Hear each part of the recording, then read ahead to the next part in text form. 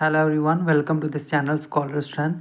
तो पिछली वीडियो में हमने कंप्लीट कर लिया था chapter matter and it's nature का ऑल द टॉपिक्स क्लियर कर लिए थे और उसके मैंने 3 पार्ट्स इस डिस्क्रिप्शन में मेंशन भी किए हैं। और अब हम करेंगे पॉइंट्स टू रिमेंबर। कौन से फर्स्ट चैप्टर रखे हैं साइंस का मैटर एंड इट्स नेचर में। इसमें हम देख सकते हैं सबसे पहले मैटर क्या होता है। What is a matter? Matter that is anything that occupies the space. Anything that occupies the space and has a mass is called matter. ठीक है, जो चीज़ स्पेस ऑक्यूपाई कर रही है और मास ऑक्यूपाई कर रही है उसको हम बोल सकते हैं मैटर। जैसे ये कोई थिंग है, जैसे ग्लास है, तो इसने इतना एरिया कवर किया हुआ है, दैट इज़ अ मैटर। ये मैटर से बना हुआ है। ठीक है, उसके बाद हम we are talking about space. Anything occupies is called volume. कोई भी स्पेस है, ठीक है, ये स्पेस है, इसमें कितने वॉल्यूम उसने स्पेस कवर किया है, दैट इज़ अ वॉल्यूम। ठीक है, the amount of matter anything contain is called मास। कितने अमाउंट मैटर है, कितनी चीज़, कितना स्टफ उसने लिया है, स्टफ से बनी हुई है कोई चीज़, दैट इज़ अ मैटर।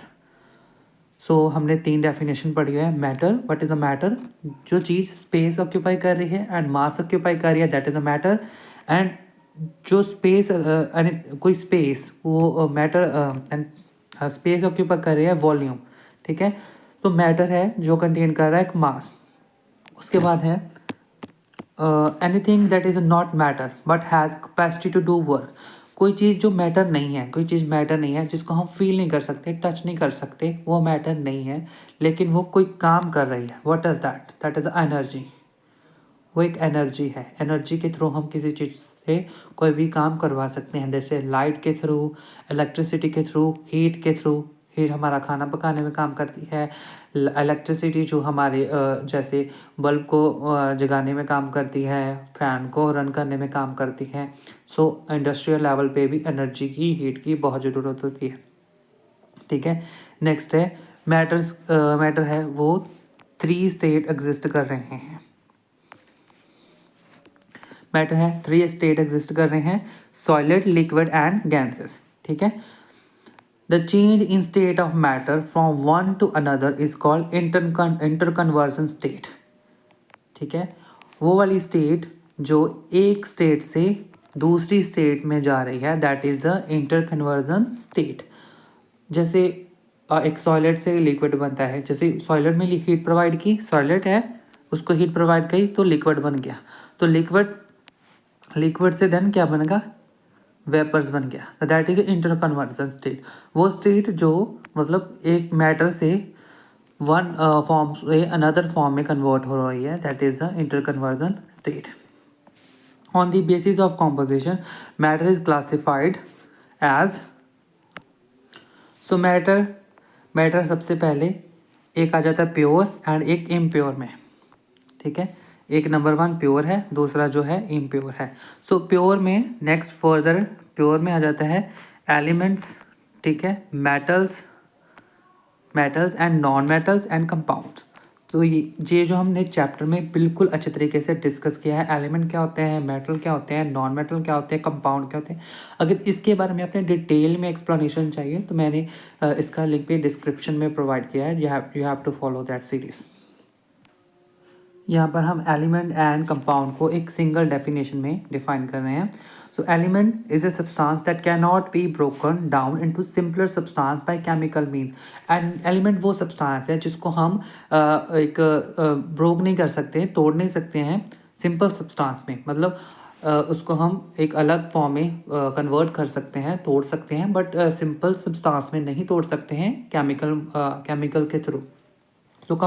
जो कंपाउंड है उसको हम स्प्लिट कर सकते हैं, तोड़ सकते हैं, केमिकल्स के थ्रू हम तोड़ सकते हैं। तो मैंने इसकी डिटेल एक्सप्लेनेशन ऑलरेडी मैंने वीडियो की सीरीज में बताई हुई है, तो आप उसमें चेक कर लेना। ठीक है, substance is homogeneous. Homogeneous substance क्या होते हैं? जिसकी जो प्रॉपर्टी भी सिमिलर होती है एंड कॉम्पोजिशन भी सिमिलर होती है, that is a homogeneous substances. As it is ही हेट्रोजीनियस सब्सटेंसेस होते हैं जिसकी प्रॉपर्टी भी डिफरेंट होती है एंड कॉम्पोजिशन भी डिफरेंट होती है। ठीक है, matter is made up of extremely small particles and उसको बोलते हैं मॉलिक्यूल्स। जो मैटर होता है, ठीक है, उसमें जो स्मॉल पार्टिकल्स होते हैं, स्मॉल पार्टिकल से जुड़कर क्या बनता है, एक molecules that can exist independently. जो उसके स्मॉल पार्टिकल्स होते हैं वो इंडिपेंडेंटली एग्जिस्ट करते हैं। उसके बाद यहाँ पर उन्होंने बताया है कि मॉलिक्यूल्स है made up of still smaller particles called atoms. जो मॉलिक्यूल है वो उससे भी स्मॉल पार्टिकल से जो होता है वो बनता है, एटम्स होते हैं उससे भी स्मॉल पार्टिकल से मॉलिक्यूल उनसे बनता है। क्या बोला है, मैटर है जो वो मॉलिक्यूल से बन रहा है, स्मॉल पार्टिकल उसको मैटर मॉलिक्यूल से बन रहा है, एंड जो मॉलिक्यूल्स है वो एटम से बन रहे हैं जो जनरली एग्जिस्ट इंडिपेंडेंटली नहीं एग्जिस्ट कर रहे हैं। ठीक है, molecule of an element made up of atom only one count. जो मॉलिक्यूल्स हैं वो एक तरह के ही एटम से बना हुआ है। ठीक है, तो मॉलिक्यूल जो एलिमेंट का मॉलिक्यूल्स है वो एक तरह के एलिमेंट से बना हुआ है, एटम से बना हुआ है। ठीक है, एंड मॉलिक्यूल जो कंपाउंड का है वो दो तरह के, जैसे दो तरह, 2 और मोर एलिमेंट्स उसमें होते हैं। तो जो कंपाउंड का मॉलिक्यूल्स होते हैं, जो कंपाउंड के मॉलिक्यूल्स होते हैं वो सिर्फ एक से ज़्यादा तरह के एलिमेंट्स उसमें होते हैं। ठीक है, एंड जो मॉलिक्यूल्स होते हैं एलिमेंट्स के उसमें एटम होते हैं एक तरह का। ठीक है, तो ये डेफिनेशंस को, कन्फ्यूजन्स को क्लियर कर लेना। ये जो डेफिनेशन है बहुत ही इंपॉर्टेंट है। मैं एक बार फिर से एक्सप्लेन कर रहा हूँ कि जो मॉलिक्यूल्स है एलिमेंट का, ठीक है, जो मॉलिक्यूल है एलिमेंट का वो क्या एग्जिस्ट कर रहा है, एलिमेंट का मॉलिक्यूल किससे एग्जिस्ट कर रहा है, एटम, एक तरह के एटम से। जो मॉलिक्यूल है हमारा जो कंपाउंड का मॉलिक्यूल है वो दो तरह के एटम से एग्जिस्ट कर रहा है, तो 2 और मोर एलिमेंट्स। ठीक है, तो atom is made up of still smaller particles that is electron, proton and neutron. ठीक है, तो सबसे पहले उन्होंने बात की मैटर की। मैटर किससे बन रहा है, मॉलिक्यूल से। ठीक है, मैटर कैसे बन रहा है, मॉलिक्यूल से। ठीक है, मॉलिक्यूल से। ठीक है, मॉलिक्यूल किससे बन रहा है, एटम से। ठीक है, मॉलिक्यूल एटम से बन रहा है, एटम से। देन एटम्स में होता है कि मॉलिक्यूल्स होते हैं, एक एलिमेंट के मॉलिक्यूल्स होते हैं, एक कंपाउंड के मॉलिक्यूल्स होते हैं। जो एटम्स के मॉलिक्यूल एलिमेंट के मॉलिक्यूल्स होते हैं उसमें एक तरह का एटम होते हैं, एंड जो मॉलिक्यूल कंपाउंड के होते हैं उसमें दो तरह का एटम्स हो सकते हैं।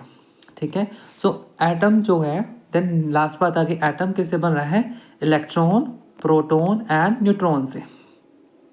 ठीक है, जिसको हम बोल सकते हैं इलेक्ट्रॉन, प्रोटॉन एंड न्यूट्रॉन, इन तीनों को हम एक जगह पर बोले तो उसको हम बोल सकते हैं या फंडामेंटल पार्टिकल्स और या फिर सब एटॉमिक पार्टिकल्स।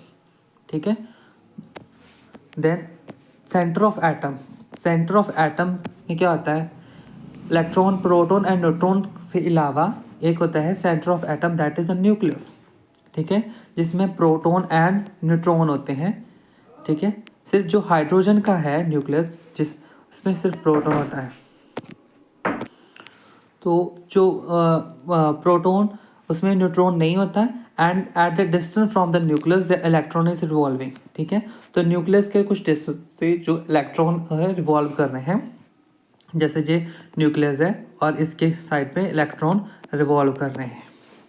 ठीक है, उसके बाद electron is a negatively charge particles.